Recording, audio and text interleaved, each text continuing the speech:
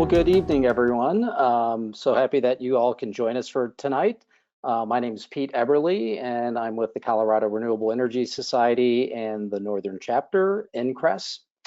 For those of you who are not familiar with CRES, CRES and its local chapters provide education, policy advocacy, and community engagement that accelerate Colorado towards carbon neutral future powered by 100% renewable energy. Founded in 1996, CRES is a statewide nonpartisan 501c3 organization that is supported by our sustaining individual and business members, as well as donations. You can sign up for our newsletter, find social media links, and become a member or donor at www.cres-energy.org. Also, make sure to visit our YouTube channel, where you'll find over 200 previously recorded videos, including quite a few on energy efficiency, heat pumps, and high performance building. Before we get started, a couple quick announcements on upcoming events. On Tuesday, June 27th, we'll have Carol Dollard, who's the head energy engineer at CSU and also the co-chair of the President's Sustainability Commission, will give us an update on CSU's renewable energy progress towards their 100% renewable energy goal, as well as other efficiency and sustainability projects that support that effort. Time probably be 6 p.m. start on that. We don't have a location yet, but that will be an in-person meeting as well. If you're interested in learning more about these events, you can sign up for the meetup for NCRES or go to cres-energy.org and sign up for the newsletter.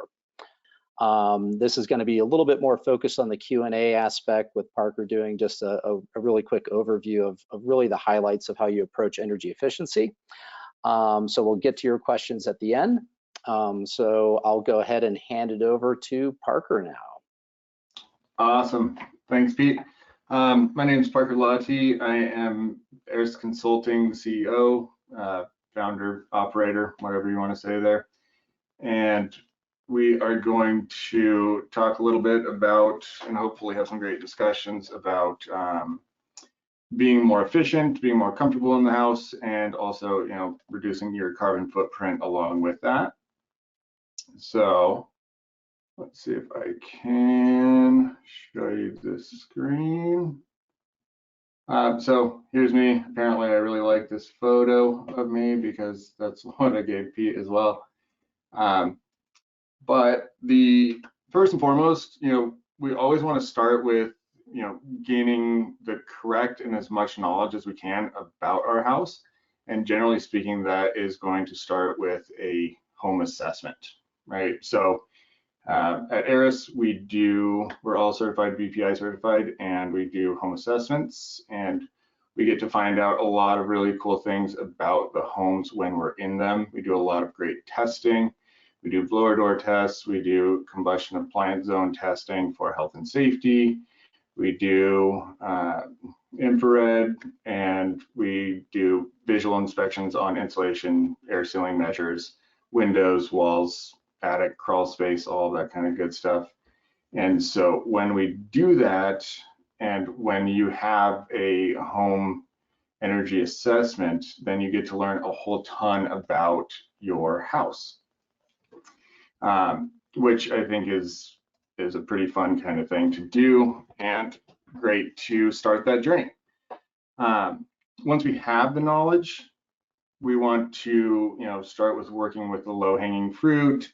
Whether you like that saying or not, it is something that we hear a lot. So that is, air sealing, insulating, and making sure that there's no health and safety risks.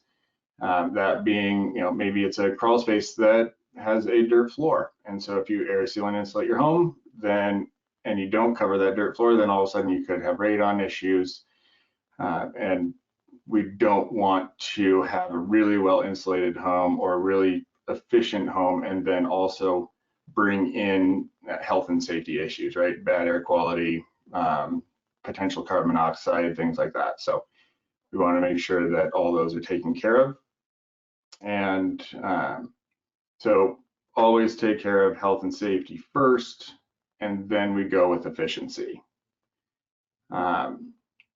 then, you know, we want to work up to, so we do the base stuff, make the house very, very efficient, and then we work up to kind of the shiny objects, you know, heat pumps, solar, battery banks, anything like that.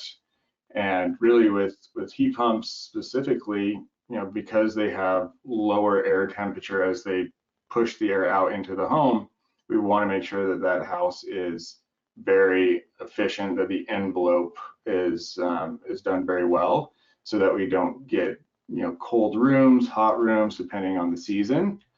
And we really want to make sure that it's sized correctly and we have the right equipment for the home. And so we have to do that pre-work first so that our equipment will work properly. And then, you know, something that is sometimes overlooked and can be relatively expensive within that envelope are the walls and windows. And those are generally lower on the list because of their expense, but they are something that, you know, we need to know that most of the homes that we have in our area, they, you know, 2x4 walls, that is not enough insulation. And if we can, we want to add insulation, whether it's foam board on the outside or, you know, making those walls nice and thick. Triple pane windows at a minimum are really good things to do. And to have, it's a big jump from a double pane to a triple pane with efficiency as well as comfort and sound. So those are all really great things that we can do in order to get ready for the shiny objects and to try to bring our homes and our lives down to more of a carbon neutral kind of a status. And then, you know, there's a lot of do's and don'ts from the field, right? We want to make sure that any project that we ever take on within our homes are going to be, we're going to do the best possible work, or just don't do it, right? Save your money and do it when you do have the funds. So if you're not going to remove the insulation in your attic and you need to do that to have, you know, to properly air seal and insulate, you don't have the cash to do that at the time, well, then just don't do your attic right now. Do the crawl space instead, or something else that you do have the funds for. And that way, any piece that you touch, you do 100%, you do it right, and then you don't ever have to go back and do it again. And then just, I guess, kind of a little tidbit that we find within assessments. So assessments are really great for, you know, figuring out what's going on with your home and prioritizing what to do, when to do it, how to do it.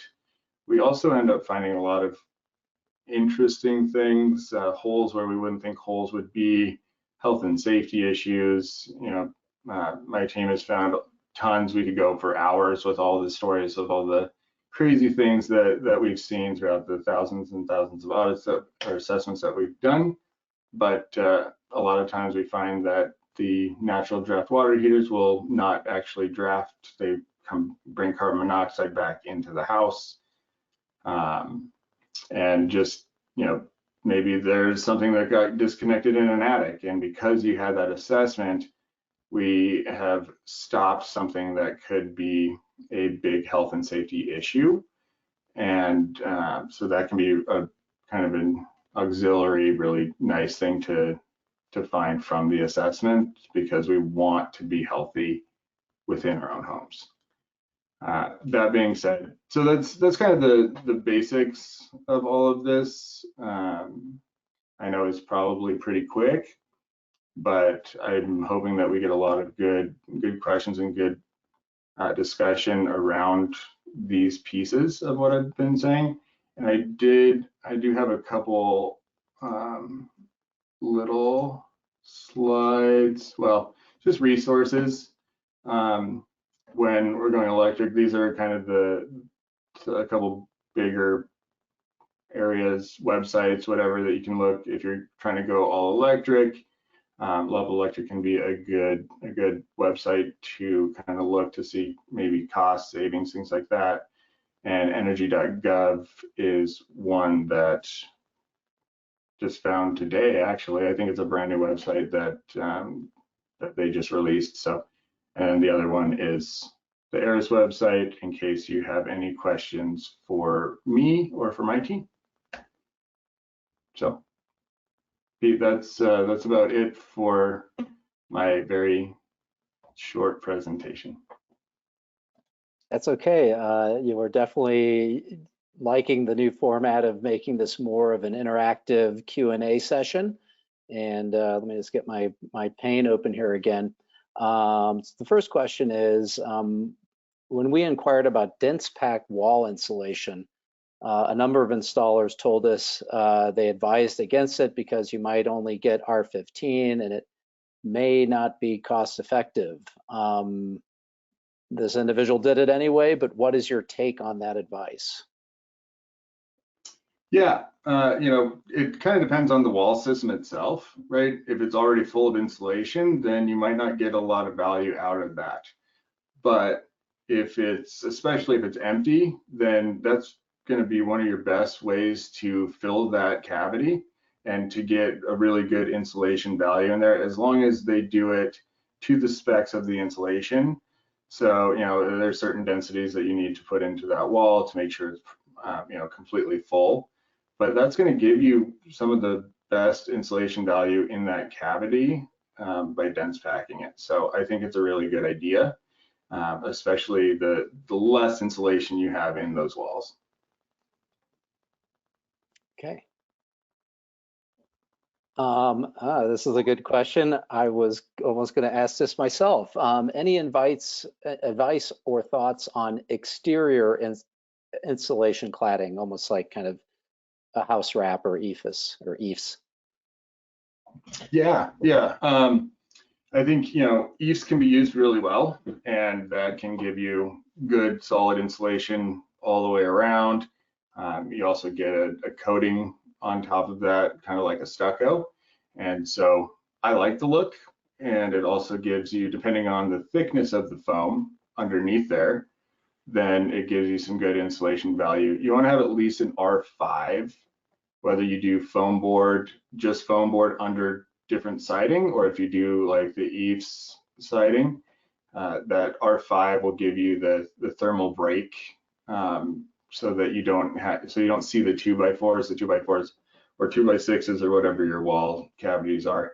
Then they don't show through for, you know, they don't bring the cold in or the warm in at that point. So R5 minimum, I guess, is going to be the answer, right? Whatever you want to put in there or over there, I think is kind of a moot point, as long as we get the R value. And I guess if you wanted to go really to like the nth degree, they can do like a passive house retrofit, and that's adding a wall on top of your wall. And that's kind of like the nth degree, right? That's what we'd love to see, but barring that, I would say an R5 at a minimum, if not more, underneath the whatever new siding you have. Okay, sounds great. Kind of on that topic, I've read about the fiber board, which has insulating value. I think it's more of a German, very popular in Europe, but I see it kind of popping up over here for people that are averse to foam and petroleum products. Have you seen any applications of that in our area? I have not in our area as of yet. I'm sure there is some out there. We just haven't run into it. Yeah, it might be something that's a little bit more used in the passive house world. Yeah. So yeah, we don't get to do a lot of assessments on those because they're already so tight and so well insulated that people don't have to call us. So. In terms of resources here in Northern Colorado for getting assessments, I think most of us in Fort Collins know of the EPIC program. Are there any other, kind of utility or other sources to get basic assessments or get a rebate on an assessment outside of Efficiency Works? Yeah, absolutely. Efficiency Works is a big one, right? That's Loveland, Longmont, Estes Park, and Fort Collins. And then Excel, anybody within Excel territory can get an assessment through Excel as well. Well, through companies that do them through Excel, like we do. And then there's for like income qualified. There's a bunch of income qualified programs as well. One of them is the CARE program, and that's a really fun program where you can actually go in, you get an assessment, and then there's actually work that gets done for the homeowner based on these grants and rebates and stuff. So it's like a no cost as long as you qualify. And then there's a lot of different municipalities and smaller utilities around the state that offer programs of different statures, really. Everything from like a walkthrough assessment all the way up to, I believe the Efficiency Works ones are pretty much the most intense, most overseeing, if you will. So we do the most testing and everything, data collection and stuff with that one. But yeah, there's a bunch of different ones. Just depends on where you live and who your utility is. So my suggestion would be, if you don't live in one of the areas that I just said, right, and the CARE program is statewide, so that one would, for income qualified, that would be one. But look at your local utility, and also you can contact your local municipality, and they should be able to point you to the right direction there. Because I think Denver has a Healthy Homes, well, I know they do. They have a Healthy Homes program right now that's going on. So, Denver has its own thing, and then, yeah, it's pretty much individual everywhere. Okay. I do recall there was, I think it was DSRIE, it was like Desire or something. It had a weird acronym, but it was a database that had, you'd plug in where you lived, and it had all the state level, federal incentives, state incentives, and in many cases, your local utility. Is that website still around, do you know? There is a website like that. I tried to find it, but I couldn't find it because I wanted to put it in the resources slide, but I ran out of time and just couldn't find it. So, but yes, there is something like that out there. Yeah. Okay. Hopefully audience, please ask more questions. Here we go. Here's a good one. I was about to feed this as a softball. How do you explain heat pumps to your clients? Yeah, that's a great question. It kind of depends on how much they know, right? But a heat pump is going to be an all-electric heating source generally. I mean, I guess there is also the where you have a gas backup instead of an electric backup. But the way that we kind of explain how a heat pump works is that it's taking heat out of the air, right? So an air source heat pump would take heat out of the air and from outside, and brings it into your house through a cooling coil or a coil, and then blows the heat around your house.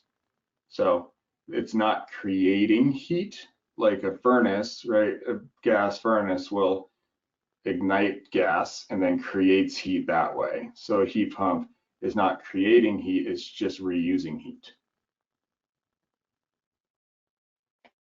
And to kind of add on to that, if somebody comes to you and says, hey, I want to get rid of my gas appliances, and namely, furnace and or hot water, which is really just such a hot topic right now, no pun intended.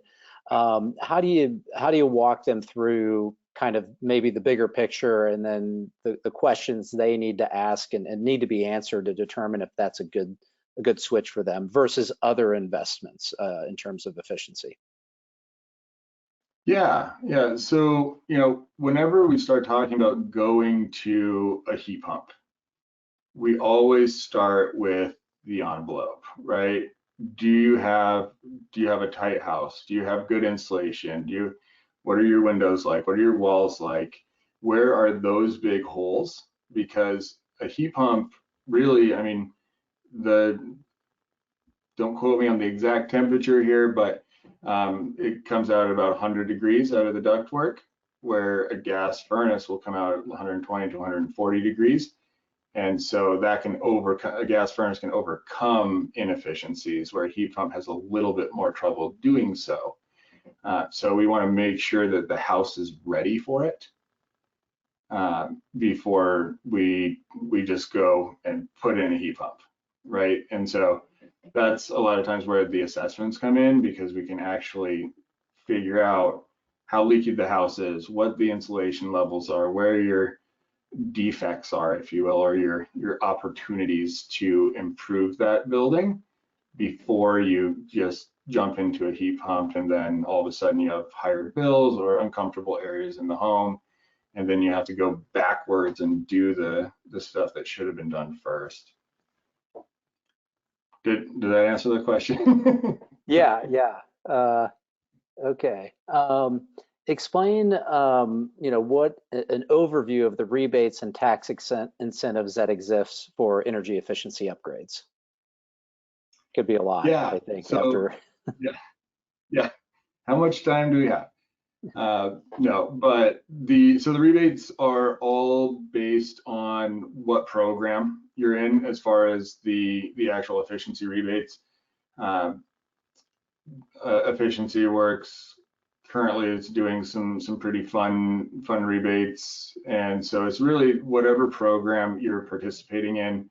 Excel has some nice rebates, and you just kind of have to know where you are and what program you're eligible for, and then you have to become eligible for those rebates. So there's anywhere from, I think I've seen $6,000 is the highest rebate for a heat pump right now that I've seen, just through a program. And then you have the tax incentives on top of that. The tax incentives we are starting to know more and more about, but we don't have the final numbers for those yet, at least to my knowledge. So we're still waiting for all of that stuff to be completely rolled out, and it's supposed to be rolled out I think within a year, but we will know when we know. So lots of rebates out there. It just depends on where you are. So Efficiency Works being one of them, they have lots of great rebates. Excel also participates in that program, so their rebates are also associated with that program. So there's lots of great rebates, both for gas and electric, within that program itself. Okay, let's move on. Why is argon used in double, triple pane windows instead of dry air or a partial vacuum? Great question. I'm not sure. Yeah, I've seen argon, krypton, a couple other gases, but I'm not sure why those gases specifically. I don't know.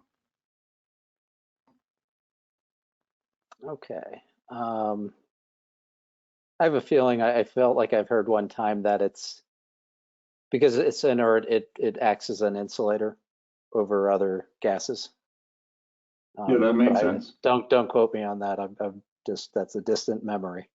I am Right. not an engineer nor a physicist, biological scientist by training. Are makeup air heat exchangers expensive to install? Would you recommend these for homes that have the makeup air fed directly from the outside into the furnace room?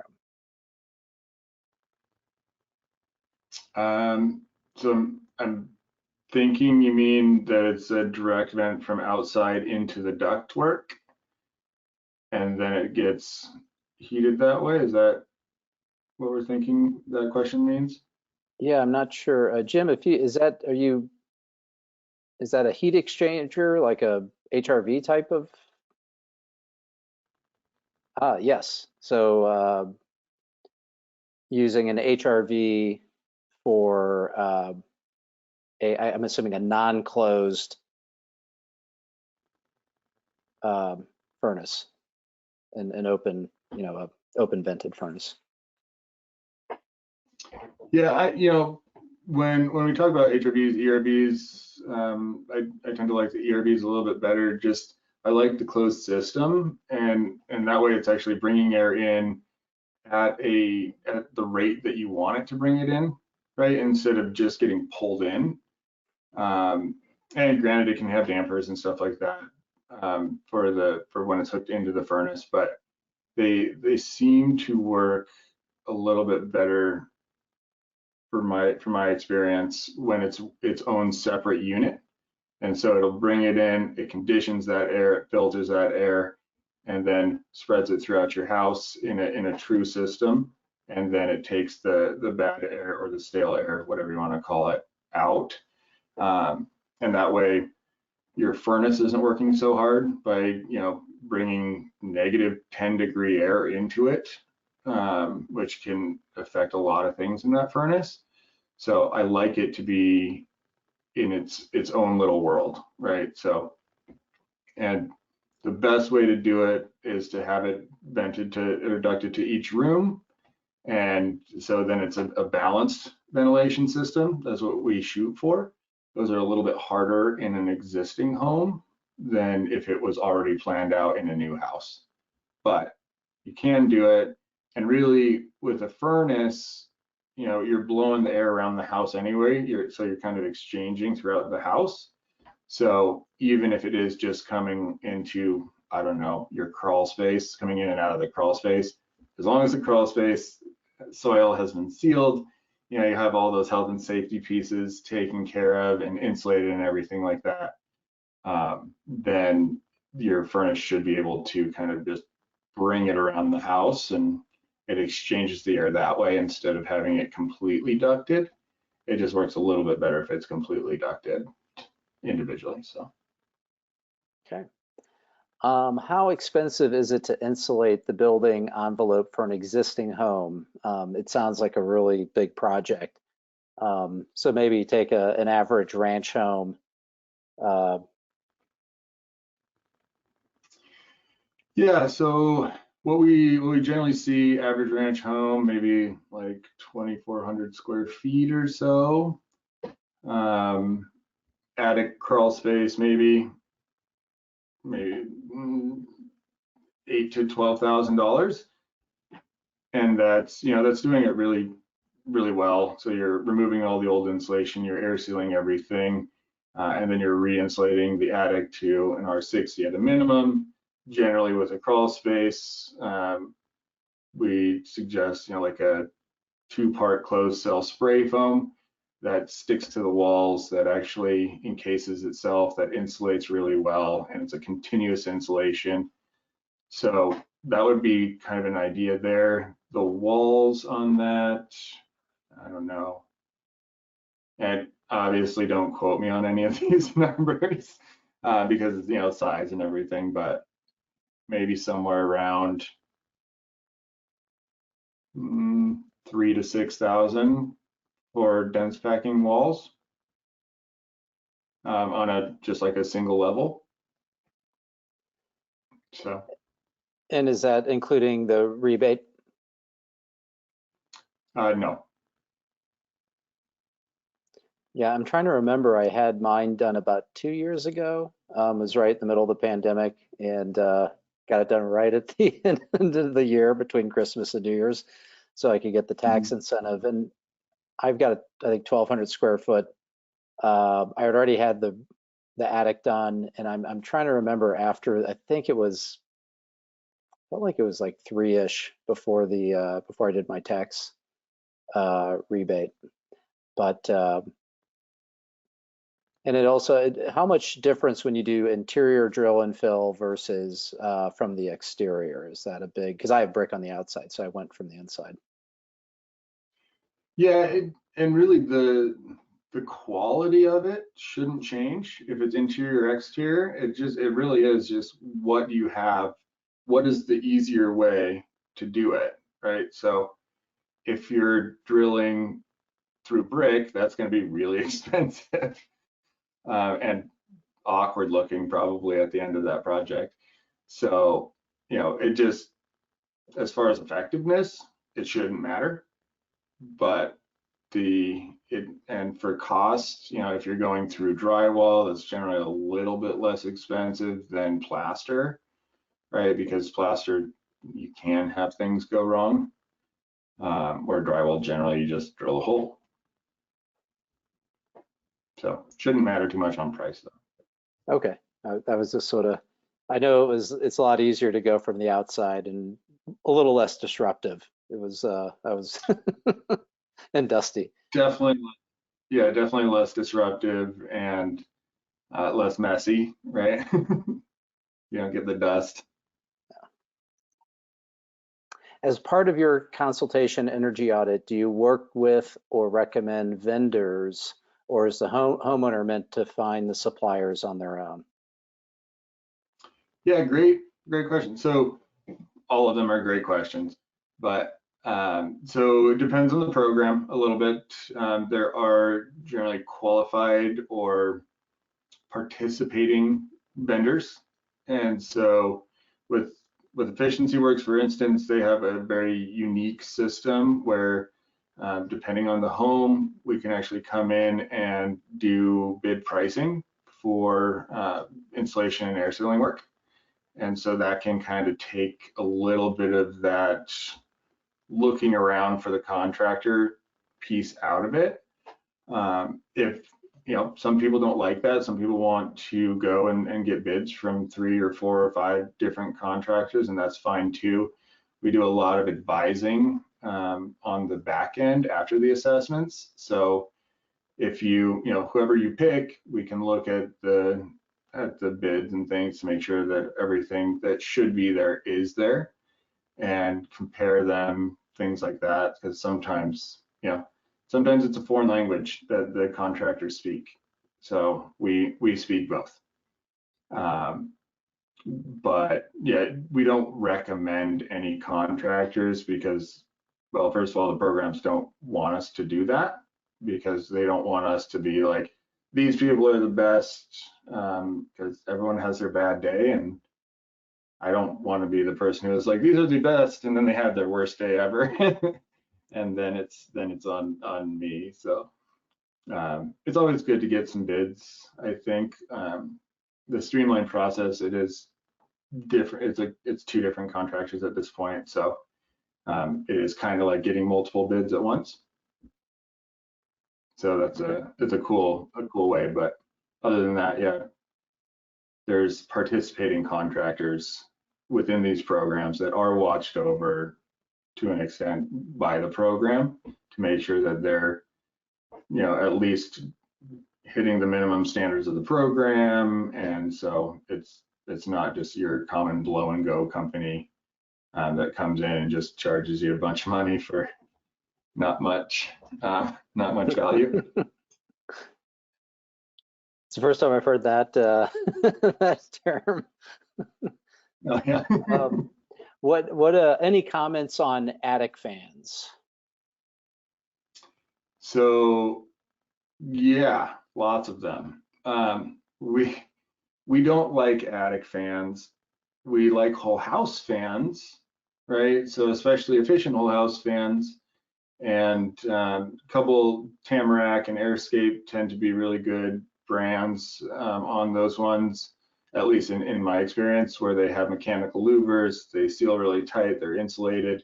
So those are the whole house fans, are where you open your windows when it's cooler outside than inside, you turn on this fan, sucks the outside air, comes in, puts it up through your attic and then out through the vents. The attic fans, they're generally temperature regulated, and so they turn on when your attic is a certain temperature.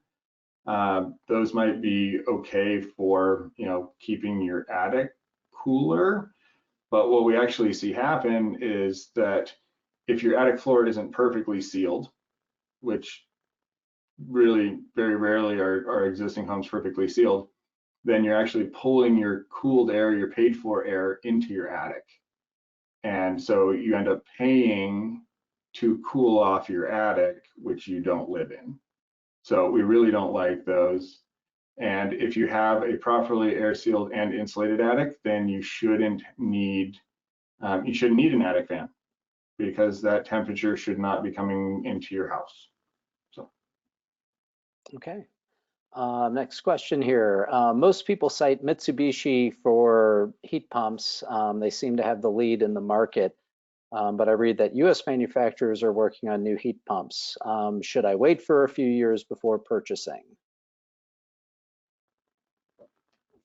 I mean, I don't think you need to wait to purchase a new heat pump. We have really good heat pumps out there now, and there are brands that are manufacturing here in the US already, and they're, I like good products, right? If it's manufactured here, that's awesome. But I want to make sure that it's the best product that I can get for whatever piece we're going to go. So if it's a mini split, then I want to make sure it's the best one that I can reasonably afford. So I wouldn't necessarily just wait, but if that's like a piece that you want to make sure it's made here, all the parts are made here, all that kind of stuff, then absolutely do that, but I don't think it's needed. Yeah, actually, I think I read that actually Rheem just, I don't know if they won a contest with DOE, but they came out with a new cold climate heat pump. And I think Mitsubishi, people tend to think about, we just see the mini splits have been a big thing, and I think that's why I think their name is out there. But excellent product. I know lots of people with Mitsubishis, so they love them. Yeah, Okay. I've heard no bad things really. So, yeah. Well, also to note, I mean, I know we did a presentation a few years ago on the Basalt Vista project in Basalt, and it's all electric, and they had Carrier cold climate heat pumps, and they actually had some issues, but it was all they weren't raised far enough above the ground to get clearance. So they had issues, and once they raised them up, they work great. So, and heat pumps have really been made, I grew up in St. Louis, and we actually had a heat pump, and it was ancient and huge, but it worked. So, and that was in the 70s or 80s, I think. So, Yeah, anyway. I was gonna say, it's a common misconception that heat pumps are new, right? They're not. They've been around since at least the 70s. So yeah, the technology has been around. It's gotten better for sure, but it's been around for a while. What about the heat pump installers? I'm worried that there are not enough good installers with experience in Colorado. And that kind of plays right into my last statement there. Any thoughts on that, on making sure you're getting somebody that has the right training and capability? Yeah, that's scary to everyone, I think. We want to make sure if it's a ducted heat pump, well, any heat pump, right? It needs to be sized correctly. So they need to be doing the right sizing, their manual J's, if it's ducted, manual D's. So make sure that you're asking the right questions, right? And that's something that the energy assessment can help with too, right? And within those, there's a lot of data gathered that will help the contractor be able to actually give you the right unit. And yeah, there's a few companies in Colorado that have been doing heat pumps and are heat pump specialists, and they've been doing that for a while now. There's also a lot of companies that are being forced to do it right now, and generally we're seeing those companies, they try to push you away from a heat pump, or they just want to throw something in there instead of having you get the right things done, right? Like a really good company should be saying, hey, we need to do these manual Ds, manual Js, and you need to have an assessment so we have the leakage numbers and we have the insulation numbers and all this stuff that we need to give you a good system. So a really good heat pump company will actually probably push you to get an assessment so that you have the right knowledge and you can be doing the right things to your house so that that heat pump will work correctly for you. And Parker, really quick, can you just do a quick layman's terms of the manual J, the manual D, and just kind of how they play into sizing, making sure the heat pump is the correct capacity? Yeah, I can give it my best shot here because I'm not an HVAC installer guy. So, but yeah, the manual J is basically is a program that they use to size systems. So it brings in your area, the window types, wall insulation levels, attic insulation levels, the tightness of your home, and just kind of like the whole envelope itself, and it will spit them out a size and everything of what the heat pump should be. And then the manual D is for ducting, and that will tell them the size of the duct runs that are needed to go to every individual spot.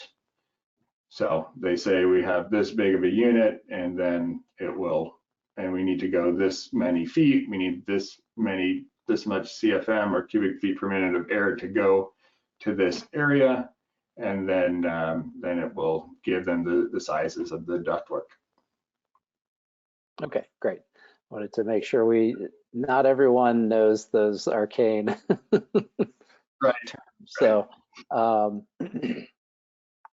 I like your idea of buying best. So do you think buying one that uses R32, and I'm assuming this is the refrigerant, or R454B rather than R410A is best at this point? Now that's a really deep HVAC question, maybe. That is a really deep HVAC question. I don't know if I can realistically answer that for you, just because I don't think I can. So I apologize for not, but I like the ones that have a lower impact, environmental impact. I like those better. So whatever. Yeah, and I think everything I read is that they're trying to go in that direction. Yeah. But yeah, so that would frankly, I mean, say that when we look at most of the existing air conditioning stock, because the heat pump is just an air conditioner that runs in both directions, we already have a lot of CFC and other global warming potential, already deployed. Yep. So speaking of training, what's your take on those DIY pre-pressurized units, e.g. Dr. Cool? I should add that I find lots of companies massively overcharging on installation costs.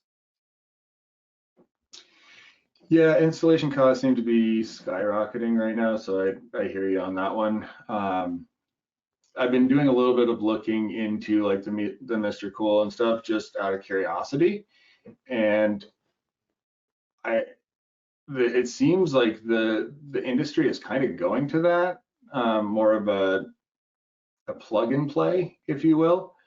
And there's a couple questions that I have not been able to get answered with those, because they come preloaded, and you can get, it's like essentially 25-foot line sets, and it's preloaded for that. So as far as DIY goes, I don't know, like if you needed an extra 10 feet, I don't know how that would work with those, right? So I think you're kind of limited on how you can install them, where you can install them. I like the idea, but it's and there's also when the professional installers do them, they're doing, I think it's nitrogen through the lines to clear out like moisture and things like that can degrade those systems pretty quickly. And so I don't know how the DIY ones are combating that, because they are pretty new. I've heard of a couple. I have a couple of friends in Minnesota that have put those in, and they seem to work really well, but they haven't been in for that long. So it's just kind of this thing where it's like, it's an idea right now and people are starting to do it. And if it works long term, then great, but we don't know yet because they haven't really been installed long enough. I wish that the installation costs would come down a bit because it's pretty crazy out there right now. Yeah, I wonder how much of that is just due to the general, the construction boom, labor shortage. I've even a friend in the industry, in the building industry, and he was trying to do his own house and just getting contractors to call him back. He's like, people he knew. He's like, and they're not. They're just so busy. Yep. So I think some folks might just be, here's a price, and if you're willing to pay that, I'll show up and do the work. Yeah, and I think a part of that is, you're right. People are so busy they can't keep up, and so they're like, well, I don't know. Here's a price that'll like switch this house with this house for you, and people are doing it, right? So to bring the price down, I think people have to say no, and that's hard too. If your system goes out, right, you need your heating in the winter, and it's nice to have cooling in the summer. But that kind of brings it back to like, have a great envelope, and then you don't need as much.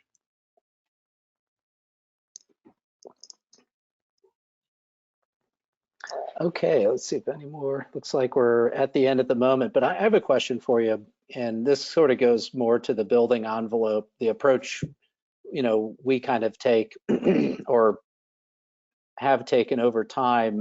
And I think you've probably heard of it. There was I think it was out of Netherlands. It was called Energy Sprong, and it was like pretty much a house wrap. They would come do an exterior insulating system, air sealing, and I think they tended to do windows with it.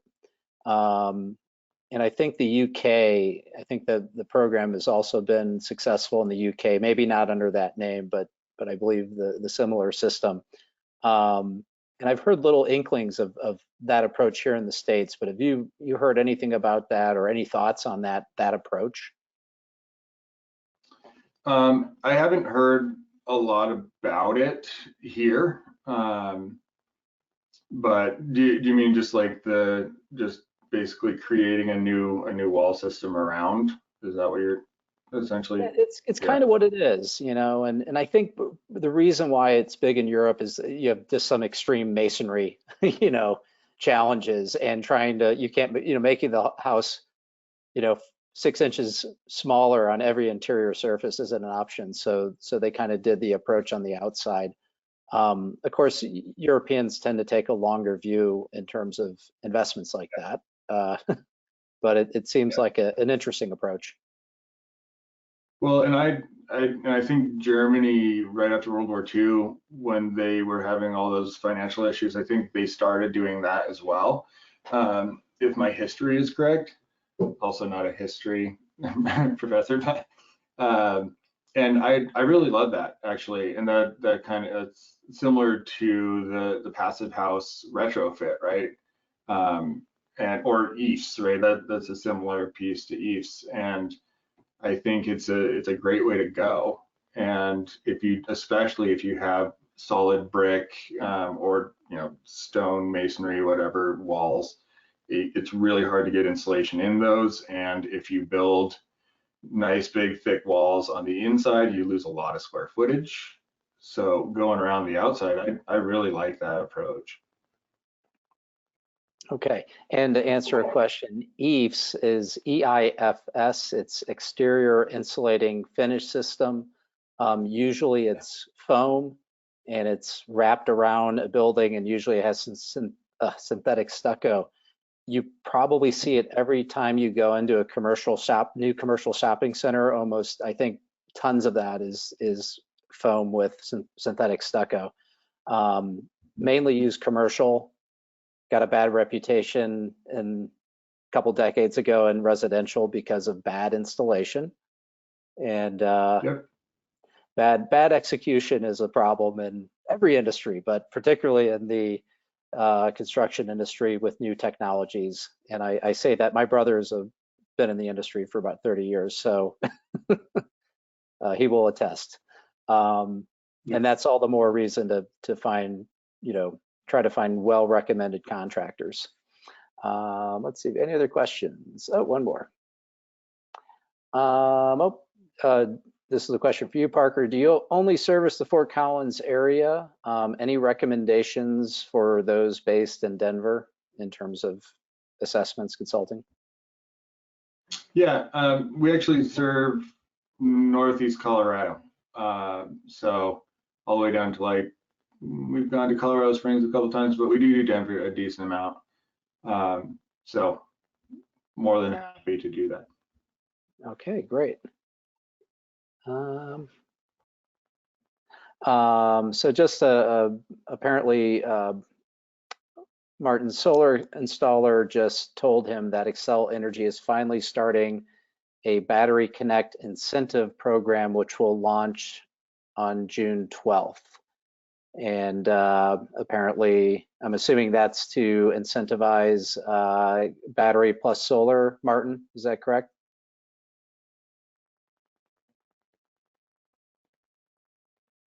I'll let Martin answer that. One more question came up. Is there, in terms of insulating on the inside of your stud walls, could you do a styrofoam insulation on the inside with drywall on top of it? Yeah, I wouldn't do styrofoam necessarily, but yes, absolutely, you could do a foam board and then just put drywall on top of that. And I've actually done that. So I've done a bunch of deep energy retrofits on rental buildings myself. And so, I've done that within vault sections, right? So for your roof, and I've also done it on interior walls, and it works really well. You want to make sure that whatever you do, the moisture, because moisture gets into those systems, that it can get out one way or the other, right? So you want it to be, if it can't get out into the home, you want it to be really well sealed up so that it can get out through the outside of the home. But absolutely, foam board can be a great way to do that. And I would just say I probably wouldn't use expanded polystyrene, which is like white and kind of squishy. So you can use extruded, which is that pink or purple or blue, or you can go with polyiso, which is double foil backed, hard yellow interior. So either one of those would be a good choice, I think. Okay. And Martin did confirm that Xcel program is basically an incentive for you to get a battery along with your solar. Okay, so any questions before we cut loose for the night? I think that is it. Well, Parker, I want to thank you for doing a quick overview on energy efficiency retrofits and answering all the questions. Folks, you will be getting email with a recording. If you have any questions, feel free to email me or obviously email Parker directly through the ARUS consulting site. And I'm at info@crest-energy.org. That's where the follow-up email will come from. So I hope everyone has a great night, and we'll hopefully see you at the happy hour at Sandbox Solar next month. So thanks again. Yeah, thank you guys very much. Appreciate it.